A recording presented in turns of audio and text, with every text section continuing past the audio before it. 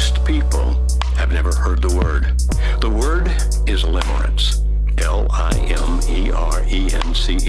It was coined back in the 1970s by Dr. Dorothy Tenoff when she did a study of people that identified themselves as being madly in love. Going beyond what Tenoff found back in the 1970s, oh, and by the way, the research since 1970s has been outstanding. Dr. Helen Fisher and her colleagues have done it a different way than Tenoff did.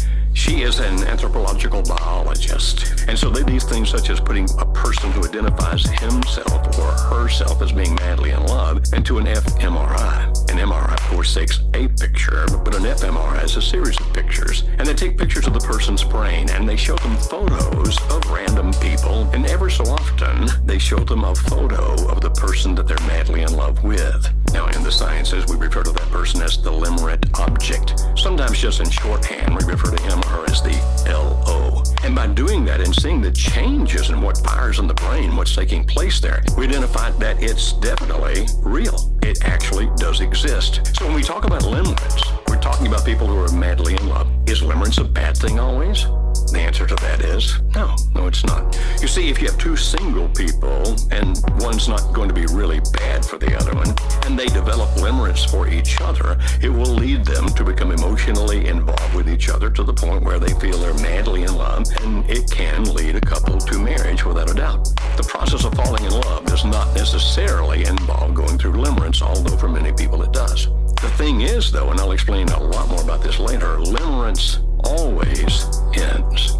You may have noticed I said if two people are single and one is not bad for the other. What I mean by that is if a person who is single and has a right to marry anybody, obviously, winds up in limerence with a person who is just bad news, he or she typically is not going to see that. You see, what Fisher and her colleagues found was this. What's happening in the brain, and there are several chemicals involved, I'll just mention two of them, is that a person in a limerence state has an increase in dopamine. That is an ecstasy chemical. I understand it's even kind of like a cousin to cocaine, but it's being made by your own brain. And so there's ecstasy. And so you have this amazing sense of euphoria. At the same time, there's a decrease in serotonin. Now, serotonin does a lot of things. One thing it does, though, is to help calm you down. The less serotonin you have, the greater likelihood of having emotional mood swings and depression and anxiety attacks. That's why there's a whole realm of pharmaceuticals out there called SSRIs, selective serotonin reuptake inhibitors. And what these things do is help you have more serotonin in your brain because it helps to calm you down. People in the limerence state have more dopamine and less serotonin, and so fear actually is a factor. And anytime you have fear that the other person might not wind up with you, it increases your passion for that person. In that sense, fear intensifies passion.